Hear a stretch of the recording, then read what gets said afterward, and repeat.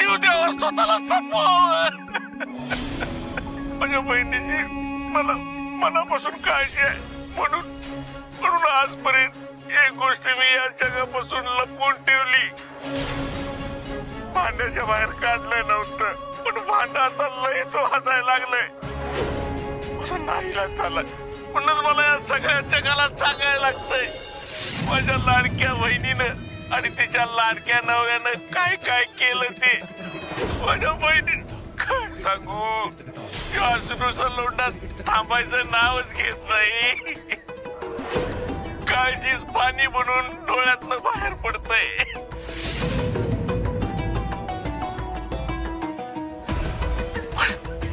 पण हे सत्य सांगावंच लागेल. माझ्या बहिणीच्या सगळ्यात जवळच्या माणसाला, म्हणजेच तिच्या मुलाला धैर्याला सांगायला पाहिजे.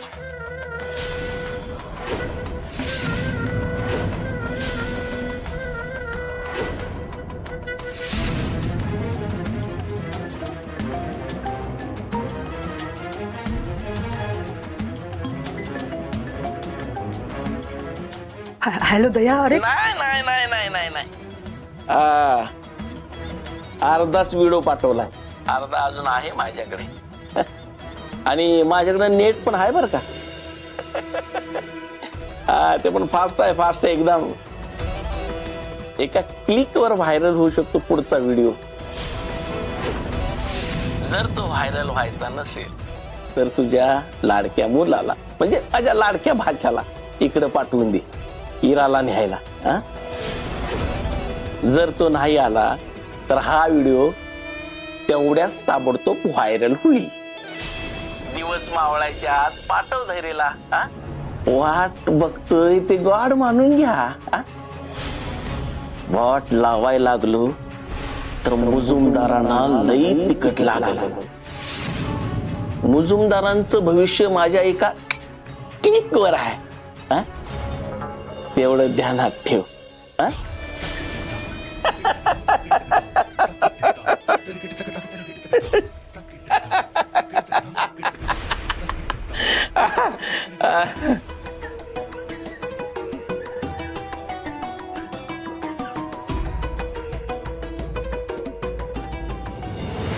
ही रेसिपी आपल्याला पाठवली आहे प्रज्ञा कुरकुरे यांनी. प्रज्ञाताईंना नेहमीच अशी भन्नाट आणि वेगवेगळ्या रेसिपीज आपल्याला पाठवत असते.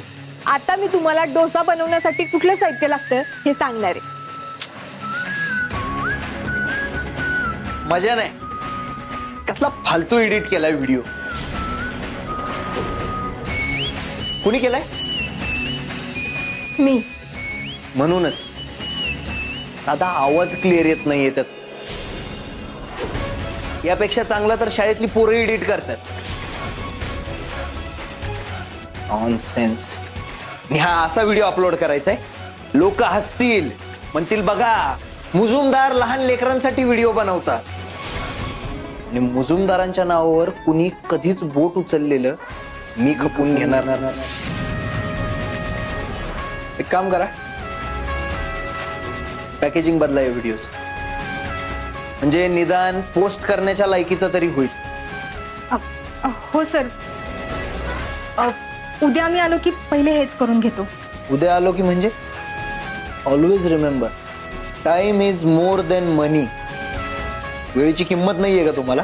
वेळेची किंमत पण आहे आणि हे पण माहितीये की एक ना एक दिवस प्रत्येकाची वेळ येते. आणि राहिला मुद्दा आताचा, तर आता 6 वाजले. ही ऑफिस सुटायची वेळ आहे. हो, थँक्यू व्हेरी मच. आठवण करून दिल्याबद्दल. ऑफिस सुटायची वेळ झालीये, पण बाकीची तुझी नाही. स्पेशल बॉन्डवर सही केलेली स्पेशल एम्प्लॉय. एकच मिनिट. आता जर हा व्हिडिओ आज अपलोड झाला नाही तर कंपनीचं नुकसान होईल नाही. आणि नुकसान झालं की कॉन्ट्रॅक्ट तुटल. सो चला लागा कामाला. ठीक आहे. हा कम अगेन.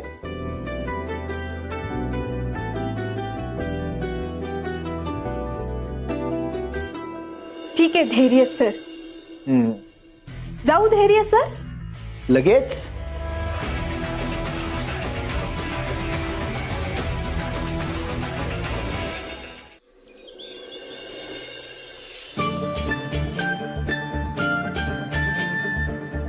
भाऊ ठीक आहे चहा. मॉम्स सावित्रीचं ऑफिस लय भारी आहे होय ना गं बघ. अरे वा आवडलं काय तुला? हा मग मग आता इथून पुढं जवा जवा सावी आत्याला डबा द्यायला जावं लागणार का नाही? तेव्हा तो येणार ना माझ्या बरोबर. मी तर म्हणतोय आपण रोजच जाऊया. ये आणि का रे? तिथं उन्हातून जाऊन थांबायचं अर्धा तास. एसीचा कारकार वारा घ्यायचा. लय कराय त्यांचा एसी. एसीचं काय आहे एवढं? आता सगळीकडेच असतात. तुझ्या पॉप्सच्या ऑफिस मध्ये पण आहे.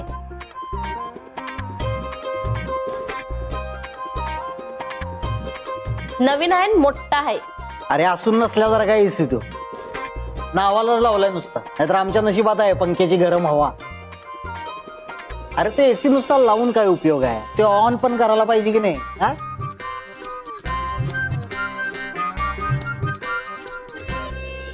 बघा तर जेव्हा तू मोठा होशील की नाही तुला पण मोठं पॉश ऑफिस मिळेल. त्यात मोठा एसी पण असेल. पण एक गोष्ट लक्षात ठेव, जरी आपल्याला मोठं ऑफिस नाही मिळालं, मोठा एसी नसला त्याच्यामध्ये, तरी पण आपल्याला जे काही काम दिलेलं आहे ते निष्ठेनं आणि प्रामाणिकपणे करायचं. समजलं? ते तर करणारच की हो. खरं जरा बसायला मऊ खुर्ची, थंड थंड एसी मिळाला की कसं काम पण भारी होणार. असं काही नसतं रे बाळा. जो निष्ठेनं काम करणारा असतोय की नाही तो कसल्या पण वातावरणात काम करतोच करतो. तुला एक गंमत सांगतो.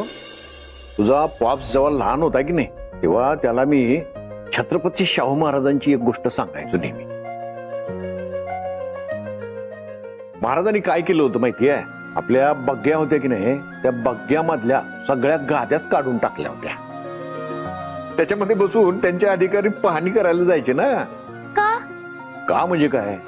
महाराजांचं असं म्हणणं होतं, जोपर्यंत त्या बग्गीतून पाहणी करायला जाताना अधिकाऱ्यांना रस्त्याच्या खड्ड्याचा त्रास होणार नाही ना तोपर्यंत त्यांना तळागाळातल्या जनतेचे प्रश्नच समजणार